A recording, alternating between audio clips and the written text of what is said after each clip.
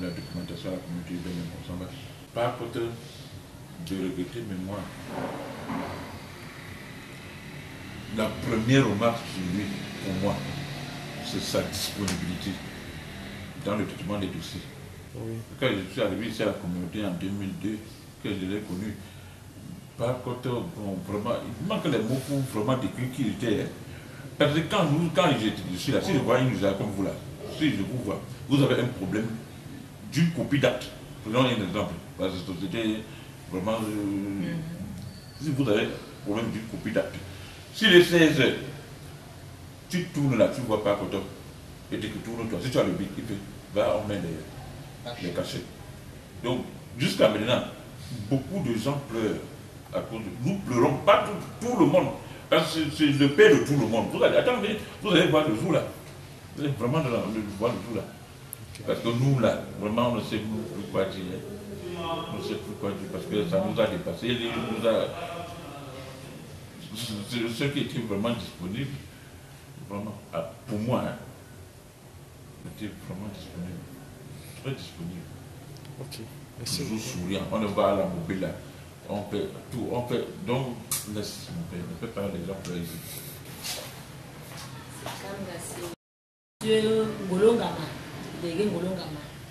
Et M. Koto était le premier adjoint délégué de gouvernement. Je n'ai pas travaillé avec Choualou qui était le deuxième, mais le troisième était M. Mbeni. Alors quand j'arrive, mon premier service était le service d'état civil. Alors ce n'est pas Koto qui signait les actes de naissance comme officier d'état civil. Il avait encore d'autres tâches bien sûr, mais je travaillais plus avec lui. Pas Koto était ce genre de patron, moi je ne sais pas, il était comme un ami. À tout moment, j'entrais dans son bureau et j'étais satisfaite. Il suffit que j'avais gagné la confiance de Pakoto. Il m'avait d'abord enseigné à mener à ne jamais accepter le faux. De sorte que quand je travaille avec Pakoto, au moment où je pense qu'il ne doit pas vérifier la pièce que je suis en train de présenter à la signature, c'est juste le moment là qu'il présente, il vérifie la pièce. Et il est très prudent sur ça. Et ça m'a amené à ne même pas essayer de penser même que je pouvais faire du faux avec Pakoto. Il faut que la pièce soit... Il avait 3 points où il tiquait. Il avait la date de naissance, le numéro de l'acte, le nom de l'enfant, la date de dressage.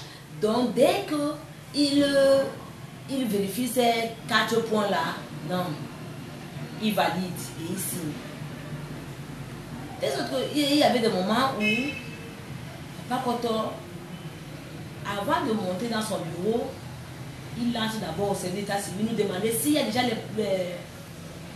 les pièces à faire signer. Ou bien, quand il a déjà fini à son bureau, en rentrant, il revient encore au service d'état civil, dit est-ce qu'il y a encore certaines pièces en instance pour qu'il signe avant de rentrer. Donc, c'est vraiment un patron, un papa, c'est-à-dire que, tu sais pas, quand on fait très serviable, très serviable. Vous lui Elvis, surnommé Ebois, le chargeur de Maryland. Moi j'ai connu Papa Koto, c'était un homme royal, un papa très large, très serviable. Quand il était à la communauté urbaine, il était très important, très utile. Quand on le voyait pour tout service à la communauté, il était bref. Et plus, il aimait tout le monde comme lui. Il n'avait pas la peu près. Il ne savait pas si tu es d'une tribu quelconque ou pas. Si tu es camerounais, tu es son frère. Dans ses services, il a été très royal, très propre. Quand il venait pour son courrier, dès que tu le sais, il dit mon fils, à bientôt. Mais sa manière de te parler, il était vraiment un papa rassembleur, très mieux, très propre. Vraiment, quand j'ai appris son décès, un côté de mes mains s'est cassé. Parce que quand on avait des problèmes d'actes des enfants ou des déclarations, on allait vers lui, il nous orientait, il dit à son collègue, occupe-toi de tel. On nous servait. Avec nos témoins, on établissait l'acte de l'enfant. Il était vraiment un papa très dynamique. Sa mort paralyse vraiment la vie de François. Pour ceux qui l'ont connu particulièrement, moi en personne, c'était un fidèle client, très royal. Il laisse beaucoup un vide dans notre cœur. Je m'appelle Ngonde Hans. Papa Koto était mon patron direct parce que c'est lui qui s'occupait